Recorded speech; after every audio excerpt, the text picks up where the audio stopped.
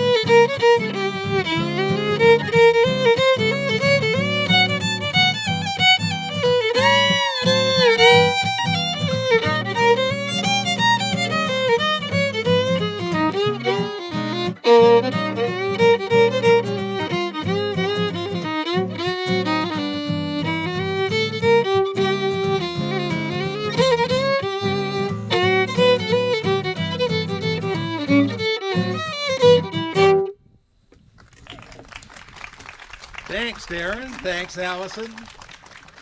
Thank you. I want you to help me with something. I'm not even going to tell you what it is.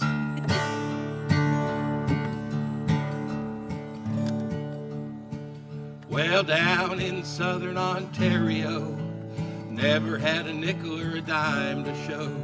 Man beeped up in an automobile, said, "You want to work in the tobacco fields of Tilsonburg." Tilsonburg. My back still aches when I hear that word. You know that song, don't you? That's because you live around here. And we're not going to sing the whole song, but I think we ought to sing another chorus just because we can, okay? Tilsonburg.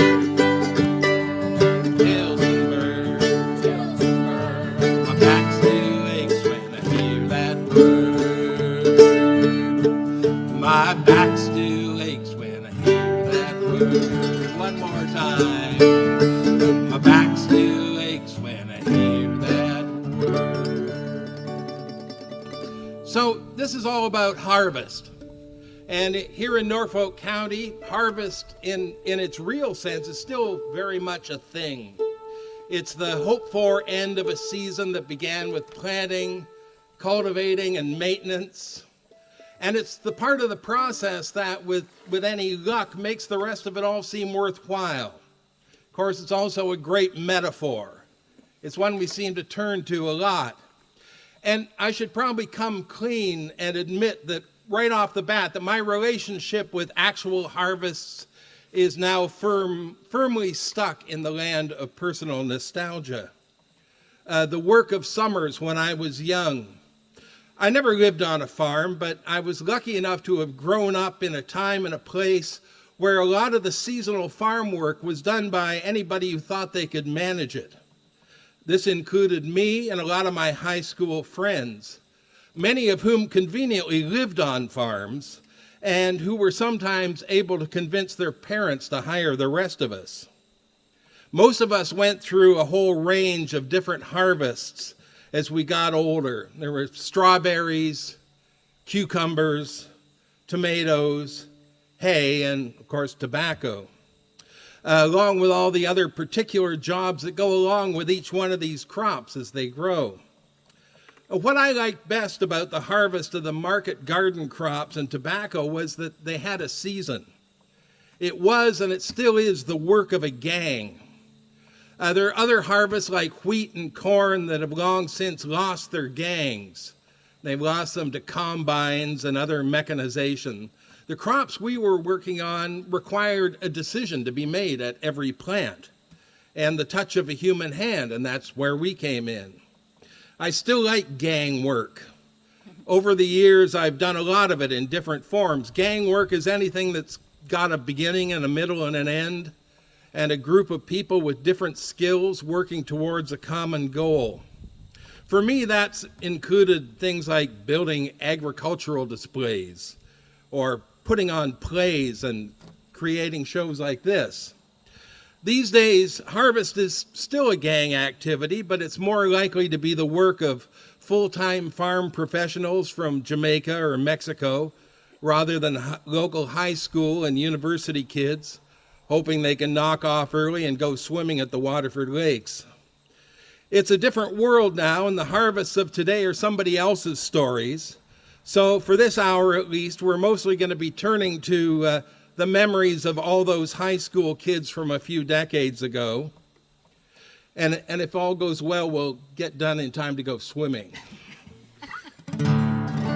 I'm going to carry on. This isn't so much a song about harvest as it is about the weather. And it was written on a day exactly like today, when I was driving along the 8th Concession, and which was a profitable road. I used to drive along a lot. It was a 3-song road, especially it was during the period when my car radio was broken. And one day I was driving along, and there were about 2 telephone poles worth of starlings sitting on the wire, and as I drove up, they all dove off in beautiful synchronization. It was like an Esther Williams movie, and that was enough to get a song going.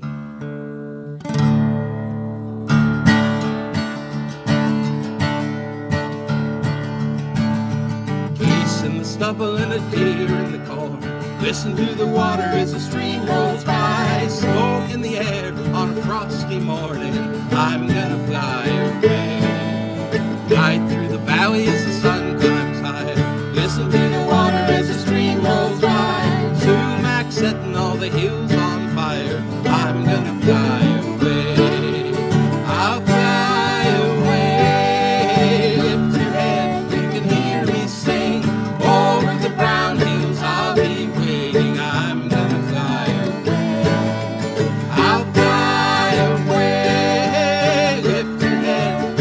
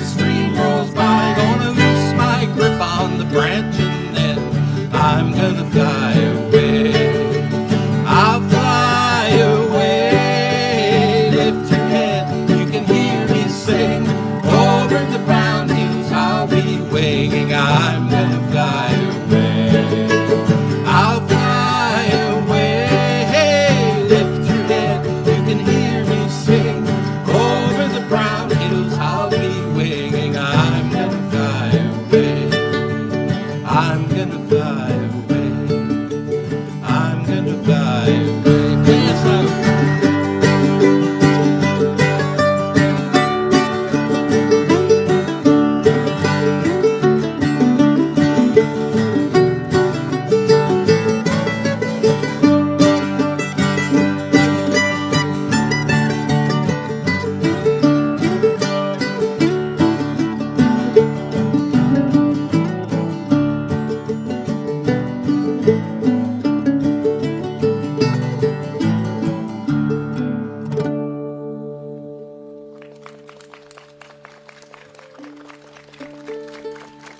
Thank you very much. How's the sun doing on the mandolin? There's always the danger of playing on a pleasant day as the sun retunes your instrument for you. So the next thing we've got is a little film clip. When we were putting this together, we put out a little cattle call on Facebook, seeing if anybody had any harvest memories. And I was actually expecting to get memories of various sorts of harvests. I thought, there might be people talking about grain crops or people talking about market garden crops. It was all tobacco. And I guess maybe there's just more stories or more memories for more people with that. The one we got was from our pal Neil Stoneman, who actually had wonderful pictures of him working on a farm in 1947, because he's even older than we are, and working with a team of horses putting hay up on a great big hay rack in the 40s. But the rest of it was all tobacco, and people sent those in, and including Allison sent in a picture of her Uncle Pie's tobacco farm. And we'll have to find out about Uncle Pie at some point, but maybe that's another show, I'm not sure. And so we're going to roll that right now, and thanks to all the people who sent in. Melissa Culver, it wasn't Melissa Culver. Melissa Culver sent in something for the last show. Karen Lindsay lent us a bunch of old postcards, some of which had messages written on the back. And lots of people sent in snapshots of themselves and their friends working in harvest. So we'll have a look at that now and share some harvest memories.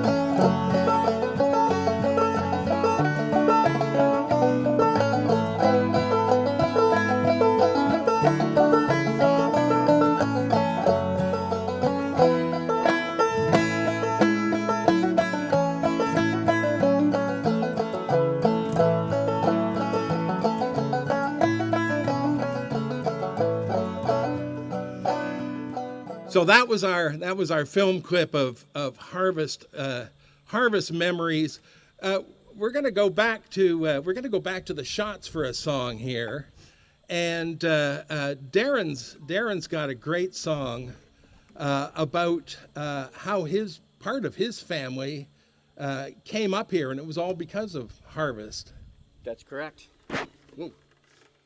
My grandfather came from Danville, Virginia, in the late 30s, something like that, middle 30s, to become a tobacco cureman around Teeterville area, and he ended up in Wycombe area. But that's basically the reason I'm standing here today. he came up here and he was about to finish harvest and go back to Danville, Virginia, and pump gas on the family gas station, but he got in a terrible car accident and left my mom and 4 other children here. So, yes. And I've written a song called The Ballad of Benny Hall, and that was his name, Benjamin Hall. And this is a story mostly about him, or other people like him who came up from the States to cure tobacco. So here we go. 1, 2, 3.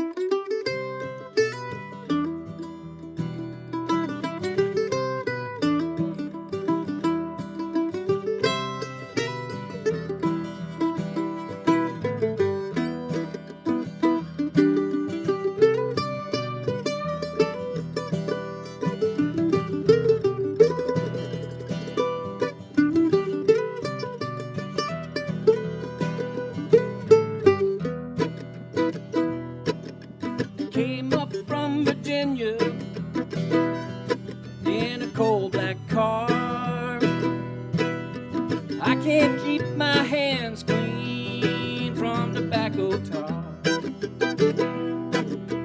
Farmer's got his harvest hanging in the kilns. And once this curing job's over, gonna pay all my bills.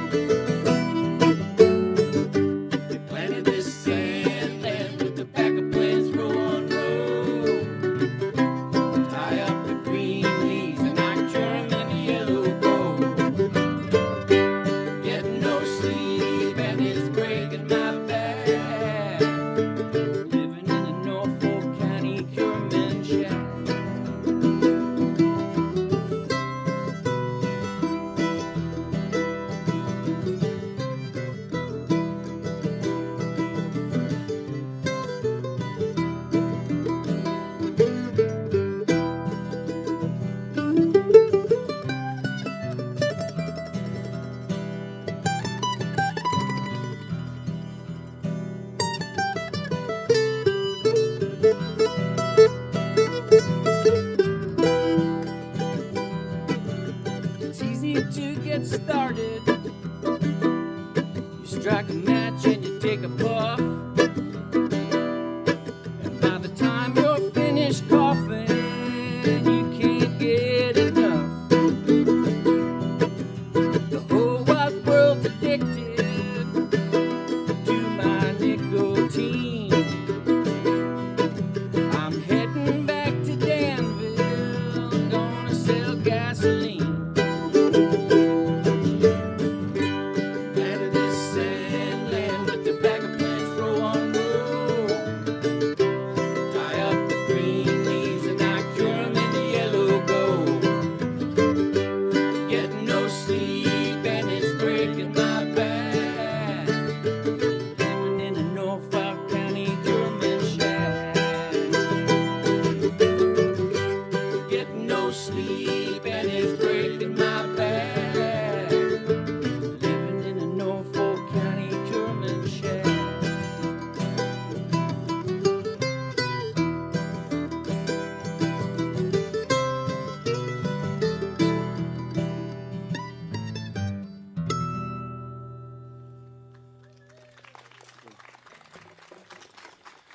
The Schotts. That's a great song. Thank you. You still occasionally see like a cureman shack sometimes. Oh, yeah. There are a couple that are just sitting out in the fields where the kills have all been taken down. Yep. And just I don't know whether it's just an implement shack or whether they were just too lazy to take it down. I'm not sure. Built well. Built well, that's right. I suspect not. We're going to invite John B. Lee up here from his comfy space in the shade there, but he's well attired in a snappy hat, as befits a poet laureate, and because that's what he is. John B's the poet laureate. Come on in. Thank you. John B's the poet laureate of Norfolk County. He's also still the poet laureate of Brant County, although they don't seem to have noticed that he doesn't live there anymore. But John grew up on a farm. Where did you grow up on a farm? In Kent County. Kent County. Not too far from Chatham. So, one of your poems, it spoke to me. Well, you showed me. I said, I bet you got something we can use here. And he sent me a couple. And the one, I like a couple particularly, but they sort of go into, later on we're going to be talking a bit about fairs, but you talked about the one about staying at the fair. And that spoke to me because I used to work for Dick Logan for Vision and Design. We built agricultural displays, and we would take them in the fall to the Royal Winter Fair, and we'd stay there for about 3 days before it all happened. And it was kind of a cool and magical place to be while everybody was getting ready for this big show to start. But you've got a couple of things for us. And what I'm going to do is I'm going to vacate the premises and leave you to do your stuff. So John B. Lee. Thank you, Ian. I'm fifth generation, born on a farm in southwestern Ontario. When the wheat was in and the oats were harvested, and we had taken in the second cutting of hay, our year at the fairs started. And we showed in fairs all over Ontario, including Norfolk Fair, Norfolk County Fair. We showed cattle and sheep. And I was talking to Sharon about the experience of growing up on a farm and how you don't really know it at the time, but the amount of time you get to spend with your father and your mother is different from the experience of most children. I saw my father once I was old enough to work. I saw him every day, all day, and we worked hard together, and I don't ever remember having a quarrel with him, but I was always glad to go back to school because school meant you weren't out in the field working in the harvest or hoeing the beans or whatever. And one of the fairs that I stayed at was Leamington Fair, because it was far enough from home that we needed to stay overnight there, and we slept in the back of the truck. And so this poem is about around the time that I was starting to shave, and I remember shaving in cold water in the morning, looking at in the side view mirror of my father's truck, and so on. How do you deal with things that cannot be helped is the title.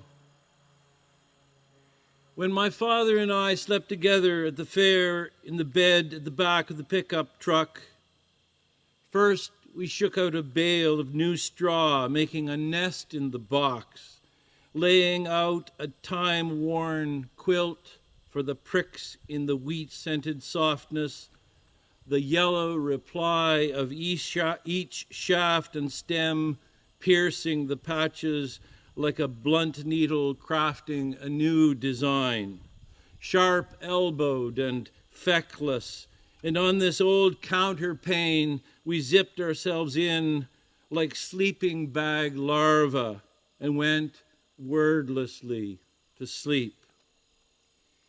In the morning, emerging like wingless imago we shaved in cold water. Show pails hung by the side mirrors, rinsing our razors in the foamless chill and washing our faces as wildwood walkers do at a stream. Oh, how I wish I could go back in time and say something in the night to the man in the mirror of morning. The small soap unseen by himself on his throat, softly rising, the sorrow of it like a ghost in a whisker of daylight. So that's the first poem.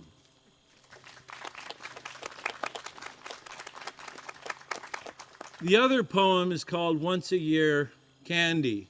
Sharon and I, who you'll meet a little bit later, were talking about saltwater taffy. We called it taffy, not toffee, not to be confused with English toffee. And the saltwater taffy that I remember was about the size of a man's comb. It was wrapped in wax paper, and we bought it once a year at Ridgetown Fair. And there would be piles of this homemade taffy available for us. And when I was thinking about writing about that taffy, I also remembered all of the other once-a-year candies that we got at the fair. Candy floss, caramel corn, and especially the beautiful glazed cranberry-colored candy apple, which was usually a Macintosh, and you got that first bite, which was a sour sweet rush of the sweetness of the fractured candy and the beautiful sour, slightly sour taste of the apple. Once a year candy. In memory this morning, almost in my hand, like a phantom dagger, I am holding the chimera of a once a year candy. A country fair confection, candy floss with sugars like raw cotton, a blue and pink dissolve of spun cloud that clung to the paper cone, then vanished on the tongue, but for the lip sticky remnant rimming the vermilion border of your mouth in a pastel gloss, or the red apple glazed in sour sweet shining that shattered to be bitten, and caramel corn, each caramelized kernel floating in the mouth for a moment of cracked tooth glory. What cloyed every autumn childhood in the sweet aromas of the midway had but a brief season from the summer through chill September mornings and gray October drizzling over leaf fall until the last smoky burn of royal November in the lanolin fragrance of the show ring. And I am longing for wax-wrapped taffy in my mouth when young love came in a crush and the heart clung to its stem in the bent-ribbed breast, sounding the bones of the mind in secret volumes of red expectation, while the wax-wrapped, saltwater sweet, peppermint-flavored language of life cracked on the desk in my room in the evening like toe-tapped ice, lasting forever, until forever was gone. When spring came again, forgetful of cold-hearted winter, like frost fronds melting from windows. Thank you, Ian.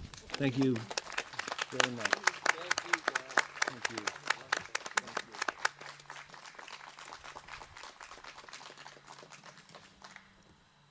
Lasting forever until forever was gone. I'm becoming verklempt.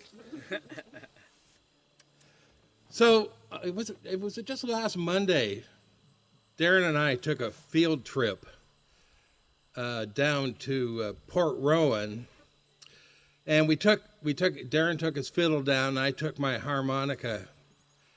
And we found a very, very special percussionist. And we don't often get to play with a really, really good drummer. But we found two of them. But we're going to share a little bit of video of this experience for you right now.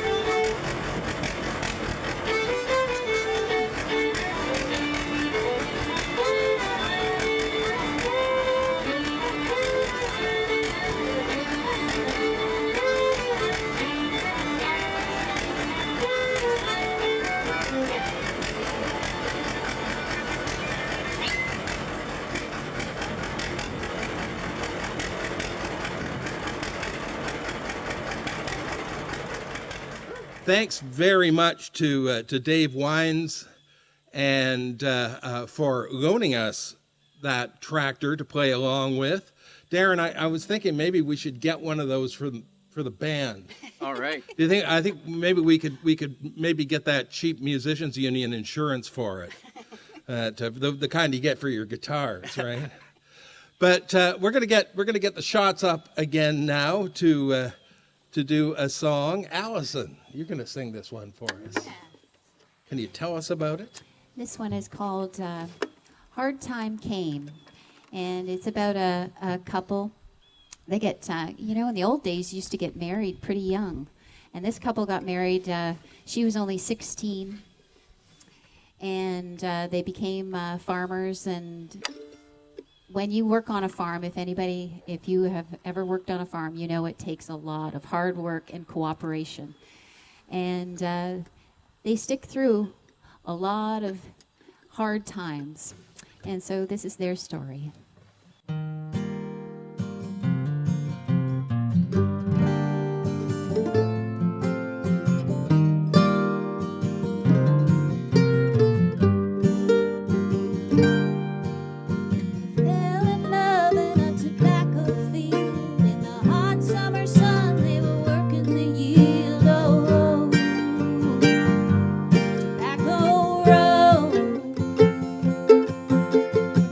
Married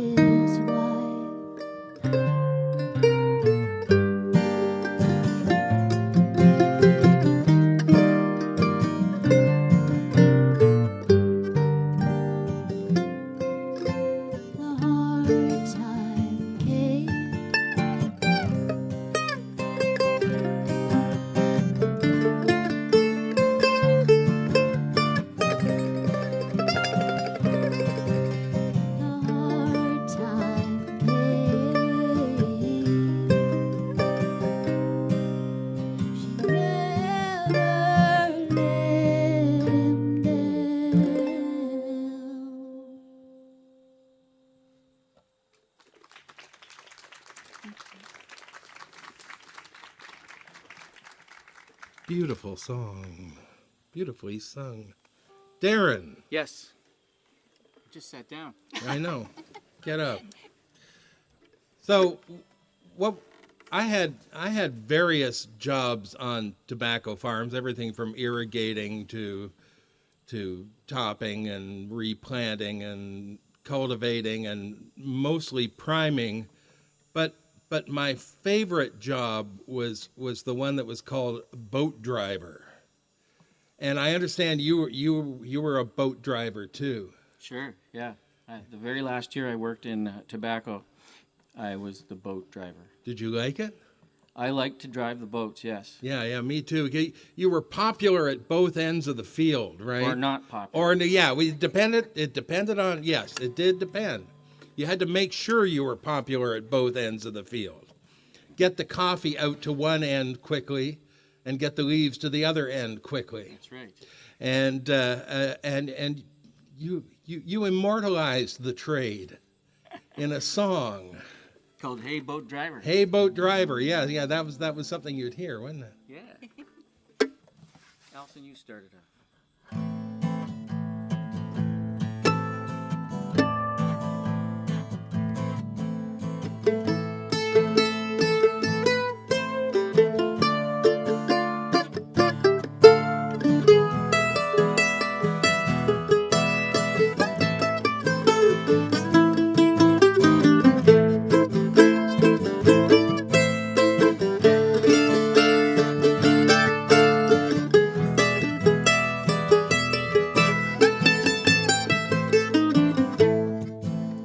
It's 6 a.m. when I start up the truck. I kick off the mud from where I got stuck. I line up the baggies all in a row and I yell into the bunkhouse, come on, let's go. The primers are yellow and the tobacco's green. I drive them in the field up to the primer machine. She starts right up, but there's blue smoke blowing. Leaves are slapping faces and they're cussing and they're woeing. 20 minutes later, I'm sitting in the sun, but I gotta wake up because here they come. They load the tobacco on the back of my truck, and I'm headed to the keyard. Hope I don't get stuck, or they'll say, hey, boat driver, you're driving too slow. Hey, boat driver, took too long to unload. Hey, boat driver, can't be standing still. And how many loads before we fill the kill?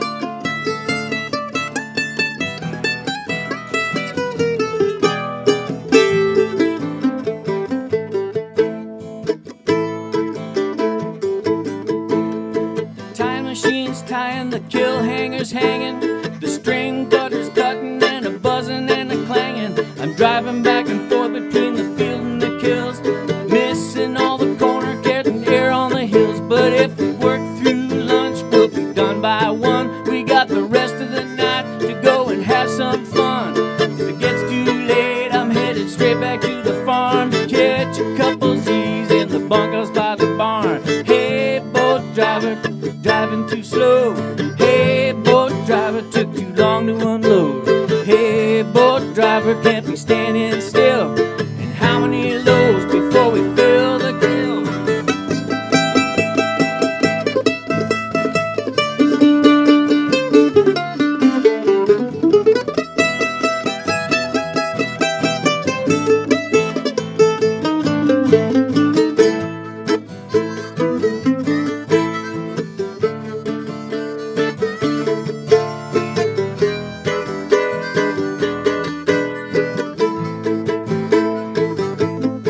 I get it from both ends, I can't take any more. I'm gonna push the gas pedal through the hole in the floor. I'm headed past the kills and out on the road. Yeah, this boat driver's driving his last load. No more, hey, boat driver, you're driving too slow. Hey, boat driver, took too long to unload. Hey, boat driver, can't be standing still. How many loads before we fill the kiln?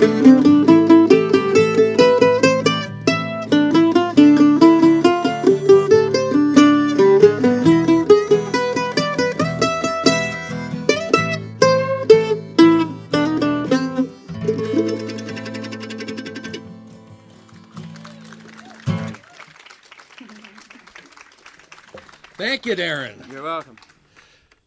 So we got another little video now. This one, when we asked for the cattle call of snapshots and things, Tim Warris, our pal from Port Dover, came through with a home movie from the 1950s in glorious Kodachrome of his, the world was colored differently, and actually it's pretty Kodachrome today, but beautiful bright color.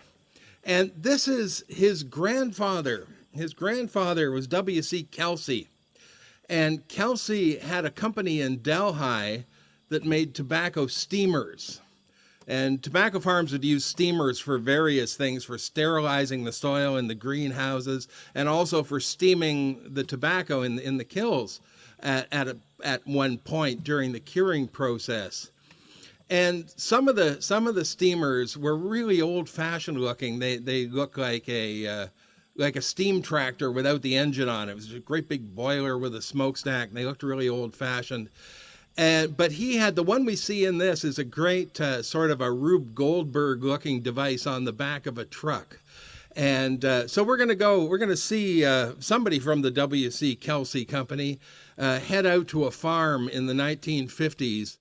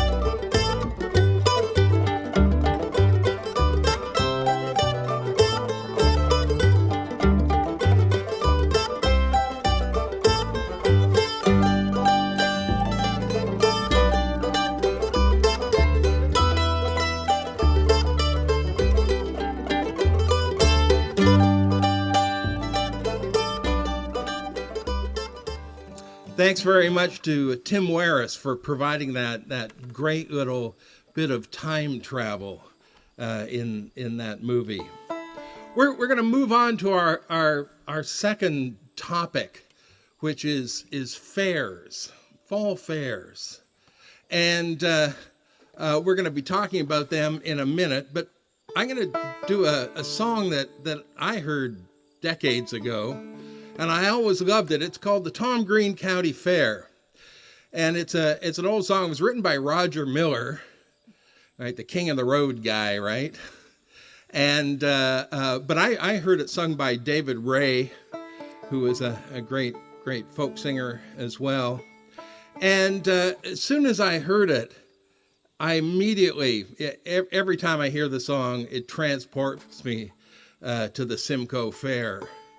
And, of course, we're not having that this year. I'm not sure what I'm going to do about my pogo fix this year. I may have to learn to make them myself. I'm not sure. Which seems like a lot of trouble to go to because I usually only have one a year. But we'll have a pogo party. Maybe we'll invite you guys over, too. They make foot-long ones now, you know. Oh, yeah? Well, that'd be like 2. That'd be cheating. I think about a short one's about all I want, really.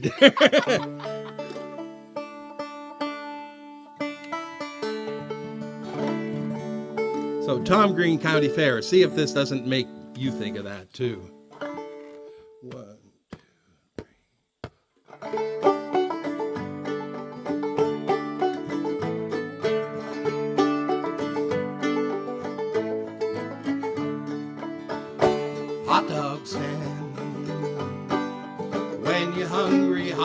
dogs taste so doggone grand.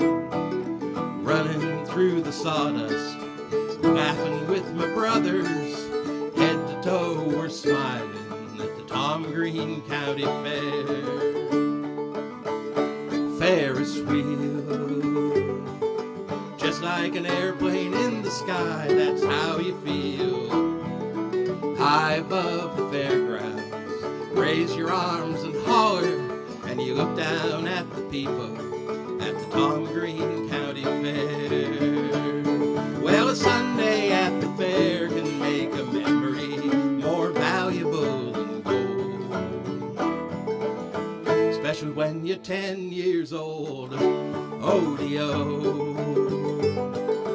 Tom Green County Fair has one fine rodeo. Cowboys are the greatest, Clowny is so funny. Bust your britches laughing at the Tom Green County Fair.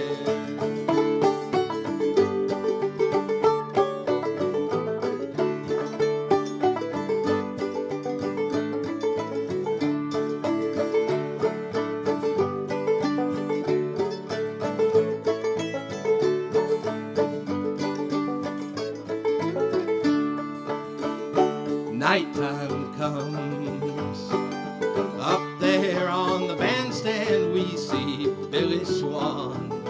Everybody's clapping, Mom and Pop are dancing, and the sawdust is a-flying at the Tom Green County Fair. Well, a Sunday at the fair can make a memory more valuable than gold, especially when you're 10 years old. Time to go. Pickup truck, it rattles down a gravel road. All of us kids sit backwards, look out at the dust clouds, the lights and the laughter of the Tom Green County Fair.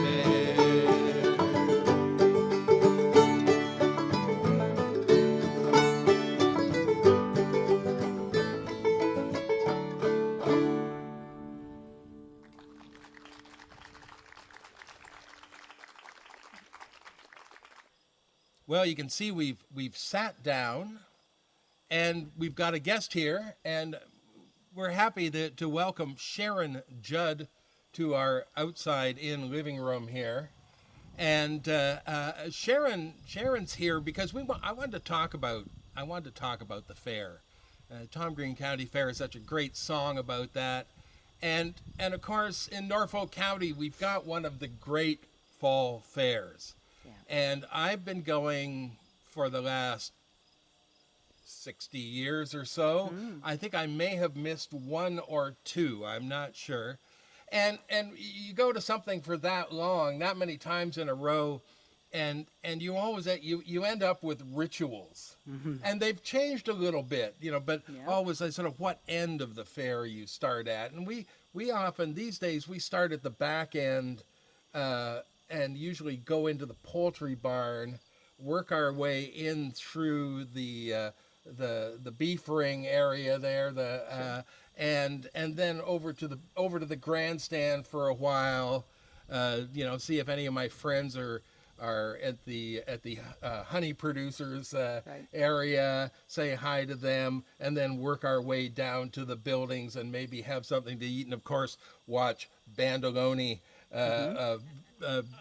The amazing one-man band who keeps on going, and you must have and so I let me introduce Sharon properly. Sharon is a current board member of the Agricultural Society that runs the fair, and a past president, but she's also a dairy farmer as well. So probably has lots of experience with fairs from both sides. Yes, exhibitors and volunteers. That's right. So you what are your favorite things at a fair? Well, at Norfolk County Fair, I've been going. See, I didn't grow up in Norfolk County. I had That's okay. Am I okay with that? And I realized that I had kind of my childhood was lacking because I didn't grow up with Young Canada Day. And I didn't grow up with those traditions, but I did come. My first fair was when I was 11 years old, and we came onto the infield. We parked on the infield, and you came across the track, and right there in the bandshell area was that Nickelodeon, that calliope, the that big calliope, the big calliope. Yeah. So my dad I was a dairy farmer, part of a family down in Fort Erie. And Dad made sure that we all came to a real fair, a real agriculture fair. So he had to bring us to Norfolk. When we were a family coming, we always started on the infield, came across the track. We had to do the Women's World or the Homecraft building first, and we split up. So my dad and the boys headed to the livestock and to go through all the buildings, and my mom and I did other things. And then we tried to meet together when we had food at the end of the day. Right, but we had to get back in time for milking, so you couldn't stay long. Right, that's right. Yeah, that's right. I never had that particular pressure on me. But yes, we always our meeting place was always at the little tables by the grandstand, and that was where I'd get my annual pogo. There you go. So what you've been involved with the Norfolk County Fair? How far back does it go? The Norfolk County Fair started, actually, its first name because it predates Norfolk County. So the Talbot Agricultural Society started in 1840. So this was our 180th anniversary fair year, which unfortunately it's only going to be a virtual fair. We can't have our regular fair because of COVID-19. So it's a long, long history. Our biggest celebration, of course, was in 1990. That's the one I remember. On as an associate director on the board, was our 150th anniversary celebration. And of course, then this year being our 180th. Long-standing history. I mean, when they started in 1840, think about what was here. There wasn't a lot, but I think in reading through the history, what mattered then for a successful fair matters today. It was all about weather and parking. And they said that back in the 1900s, where we had a really bad year, and it was a 3-day fair at that time, and they said the weather was really bad, and it was so muddy they couldn't park the buggies, and income went from $1,000 down to $386. Uh-oh. And they had a really tough time making it through. But isn't that amazing that still in this day, all the technology aside, our fair is based on weather and whether you can park your car or not. Yeah, that's true enough. And the horse show's always been an important part of the Norfolk Fair. It's been a huge part of the fair, and it actually started out as being a separate show. And so they used to actually have a grain show, they would have a livestock show, and then they would have a horse show. And the horse show became so large and the purse became so big for the day that it became a 2-day show, and then they finally amalgamated things. Back in 1850, Norfolk County became a territory. It became a unit, and when they reorganized the province and they created counties. So Norfolk County became the name of the fair. They changed from the Talbot District Agricultural Society to the Norfolk County Ag Society, and then adopted, because the horses that they had became so large, then they amalgamated the horse shows with the agricultural shows. And it went from a 1-day fair to a 2-day fair to a 3-day fair. Then in just before the Depression, it came to be a 4-day fair, then a 5-day fair, and now, as we know it, a full 7-day fair. Right. One of the things one of the first times I ever actually got involved in the fair was as part of the whole world of competition at the fair. I mean, whether you're entering livestock or quilts or ducks or whatever, and I remember I submitted some drawings or artwork when I was about 11 or 12, and I think I won $1.75, and that convinced me that I was never going to work again and I would become an artist. The competition side of Norfolk County Fair really sets it apart from all the other fairs and all the larger fairs. So nobody really has competitions and true agriculture competitions like Norfolk County Fair and Horse Show. And I mean, it runs from the beef. We were talking with Tom about the beef shows and the rabbit shows and the sheep shows and the llama shows and the dairy cattle, right through to all of the horses and the heavy horse hitches. And as well, we've managed to maintain all of those other competitions where it was started, to compete against your fellow farmers to see who had the best corn, or the tallest sunflower now, or for us, the biggest pumpkin. Yeah, right? The pumpkin's a big one these days. It is. And what has been great about the Norfolk County Fair is the inclusion. They started in 1927 of having a youth fair, specifically geared towards young children and the youth.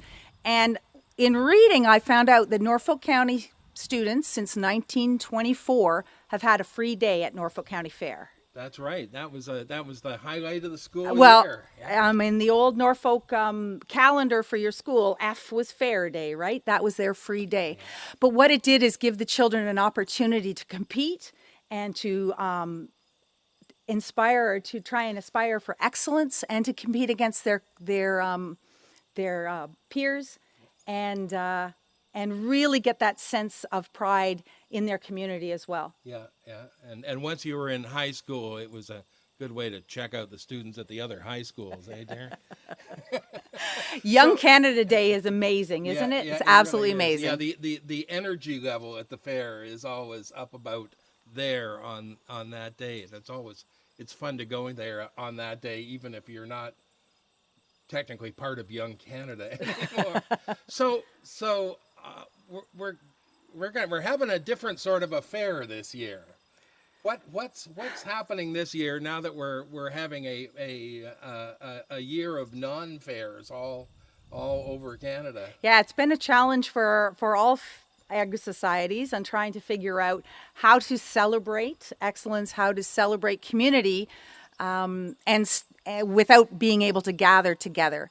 And we can't do that, so we're trying to come up with different ways to do it. Some competitions are moving ahead. One specifically is the giant pumpkin competition. So if you do have a big pumpkin, you can enter it at the Norfolk County Fair on their website, and they will have a pumpkin weigh-off. All COVID protocols will be in place, but they will have that. That will then be filmed and be put on our website. But the fair also, they have been busy. They've the board has sanctioned a contract to get a videographer and all of our committees together, and one by one went through and filmed various aspects of things that happen in agriculture, or competitions that happen but actually can't always happen at the fair. And we're going to use some historical footage, as well as some historical pictures, to kind of run through what happened each day of the fair, and as well what's happening now. And so the video team and our fantastic committees of volunteers have been putting together snippets and pieces in the farms and out in the landscape and on the fairgrounds that could be videoed. And then every day of the fair, the October 6th is was supposed to be the opening day of fair on Tuesday, and that's Young Canada Day. Every night at 7 o'clock of each night of the fair, there will be a new video posted, and that'll be about a 20-minute video of things that have happened that would normally happen that day. So there'll be a historical aspect of it, as well as some new things that we have taken footage of live this year. That's great. Well, we'll have to maybe share links for things like that. Well, Sharon, thank you so much for coming along and talking about the fair. I'm guessing everybody here would have gone, but it was nice to at least think about it for a few minutes. So thanks very much. You're welcome. Thank you for having me. So on the day that we're videoing this, it's a couple of days to the first day of fall. I think that's on Tuesday. And then we got to wait for a couple of weeks for the next serious celestial event, which is the next full moon, which actually happens on October 1st. And this year, October 1st is the harvest moon. And Harvest Moon often happens in September, but it's a little late this time around. And so that, thinking about that, inspired us to do this song, which we're hoping you all join us in on. And I said the guitar was built in 1929. The song we're going to do was already old at that point. This is a song from 1908, so you know we're right on the cutting edge here. And it's a song, it's one of those songs, it amazes me that it's that old, but I bet almost everybody here can sing the chorus without me teaching you. And, of course, it's Shine On Harvest Moon.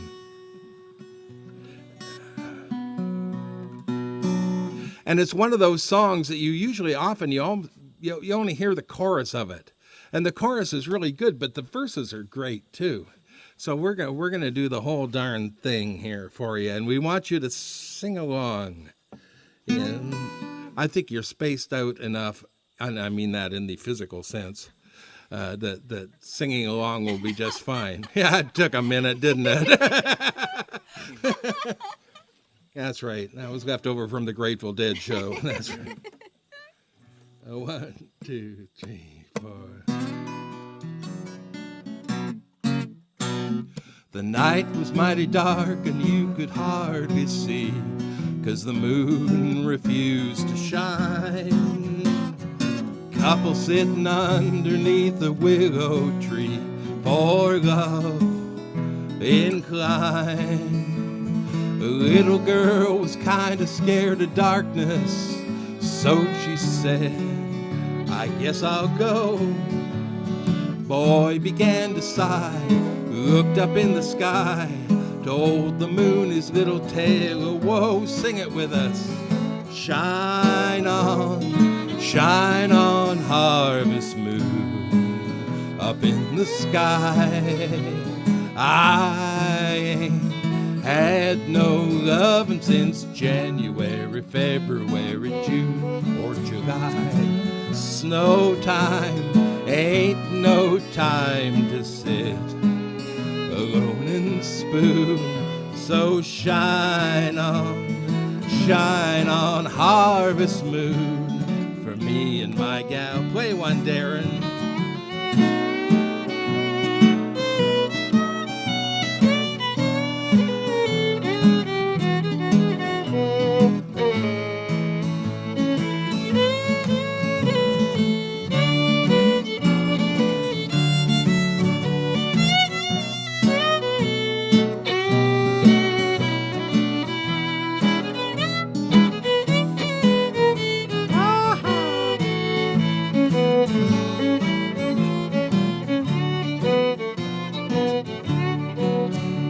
I don't know why a boy should sigh when by his side is the girl that loves him true. And all he has to say is, won't you be my bride, 'cause I love you. Why should I be telling you this secret when I know that you should guess? Harvest moon will smile, shine down all the while, if this little girl should answer yes. Shine on, harvest moon, up in the sky. I ain't had no lovin' since January, February, June, or July. Snow time ain't no time to sit alone and spoon. So shine on, harvest moon, for me and my gal. So shine on, harvest moon, for me and my gal.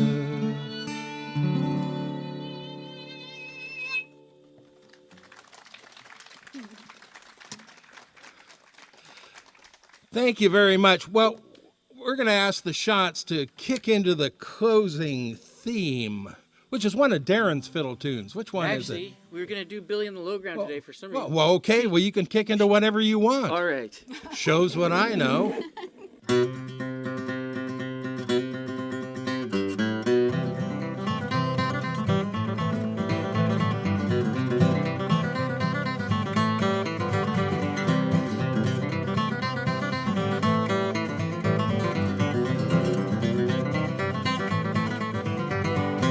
Well, thank you all for coming out to our secret location. It's not that secret, but it's on Concession too.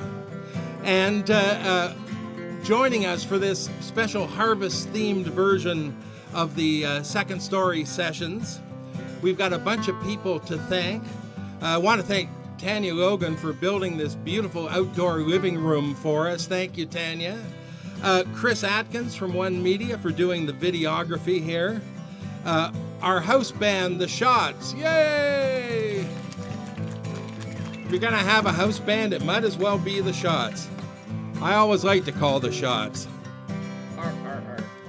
And we'd like to thank the contributors to the video, people who sent in snapshots and video clips and old postcards and memories.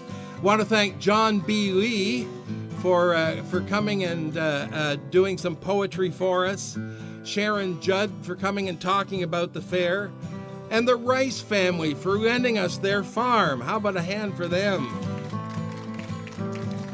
And back to the Dave Wines and his son Tyler for tractor wrangling for the tractor movies. And my pal Murray McKnight for setting that all up. It's nice to know a farmer where you can say, I need to get a hold of a John Deere 2-cylinder tractor for a musical experiment. And Murray knew just where to look. And to Claire Senko and the staff of the Waterford Old Town Hall, whose efforts made this all possible. And finally, to all of you for coming out. We've never had an audience for one of these. We actually had to pay attention. And give yourselves a hand for coming out, and thank you very much as the band plays it out.